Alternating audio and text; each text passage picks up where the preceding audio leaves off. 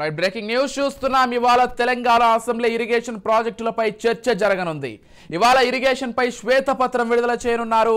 Budget ప్రవేశపెట్టిన అనంతరం సభ వాయిదా పడింది.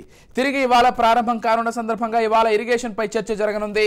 ఈ నేపథ్యంలో సభలో ఏం మాట్లాడాలనే దానిపై నిన్న సిఎల్పిలో రేవంత్ రెడ్డి సమీక్ష నిర్వహించారు. ఎవరెవరు ఏం మాట్లాడాలో దిశానిర్దేశం చేశారు రేవంత్.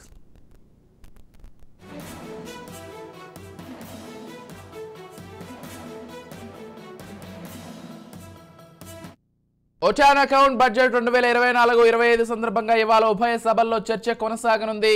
ఇప్పటికే ఆర్థిక శాఖ మంత్రి మల్లి భట్టు విక్రమార్క 2,75,891 కోట్ల బడ్జెట్ను ప్రవేశపెట్టారు.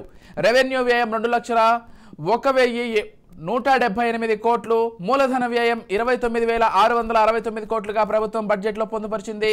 ఇవాళ చర్చలో భాగంగా ఓటాన్ అకౌంట్ బడ్జెట్ పై ఆయన మరోసారి సమాధానం ఇవ్వనున్నారు.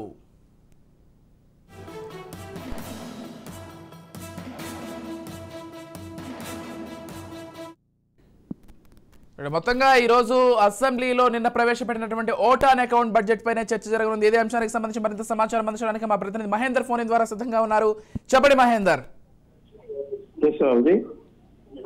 నేడు తెలంగాణ మూడవ అసెంబ్లీ మూడవ అసెంబ్లీ సమావేశాలు కొనసాగుతున్నాయి. ఉదయం 10 గంటలకు ఈ అసెంబ్లీ సెషన్ మొదలవుతుంది.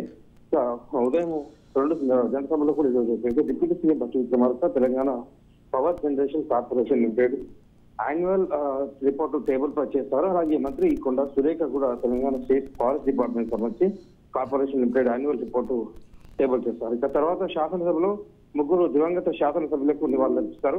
ఇటు సికింద్రాబాద్ కంటోన్మెంట్ మాజీ ఎమ్మెల్యే దివంగత ముచ్చిందర్ రావు, నిర్మల్ మాజీ ఎమ్మెల్యే దివంగత పి నరసారెడ్డికి, పెద్దపల్లి మాజీ ఎమ్మెల్యే దివంగత బిరుదు రాజమల్లుకు, అలాగే శాసన మండలిలో మాజీ సభ్యుడు దివంగత నేత పి నరసారెడ్డికి మండలిలో కూడా ఆయన నివాళులర్పిస్తారు.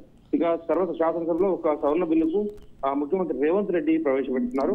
The cigarette and other tobacco products amendment bill ప్రకారం 2024 ఇటు అలాగే prohibition of advertisement and regulation and trade commerce production supply and distribution సంబంధించినటువంటి బిల్లును చర్చకు పెట్టి అనంతరం సభ ఆమోదాన్ని కోరుతారు ముఖ్యమంత్రి రేవంత్ రెడ్డి. అయితే 4వ ఎజెండా ప్రకారం గవర్నమెంట్ రిజల్యూషన్ కూడా చేస్తుంది. ఇక కృష్ణా జలాల వివాదంపై కూడా ప్రభుత్వం చర్చకు పెట్టే అవకాశం దాదాపు కనిపిస్తుంది.